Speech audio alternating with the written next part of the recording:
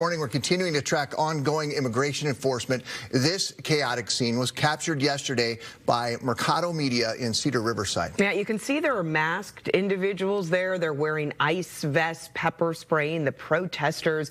We believe this started at about 1 o'clock yesterday afternoon. It's on 6th Street off Cedar Avenue. And several people our news team spoke with say they saw agents going up and down the street asking people for IDs and proof of citizenship.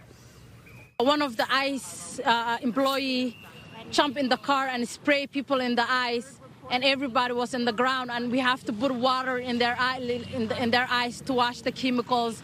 And the chemicals were so strong, some of them are really laid down on the snow. Community leaders tell us ICE detained a U.S. citizen, but he was later released after showing his passport. We reached out to ICE and to Minneapolis for more details on what happened. A woman detained by ICE at a separate scene early Tuesday morning is now telling us what happened.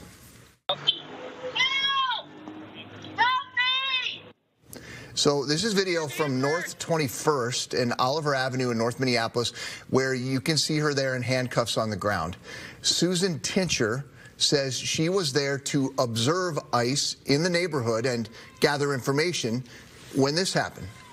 I approached an officer and asked what they were doing and if they were ICE, and she yelled at me to get back, and I stood my ground. I just stood there on the sidewalk, and other officers came up, and I was thrown to the ground, tightly handcuffed.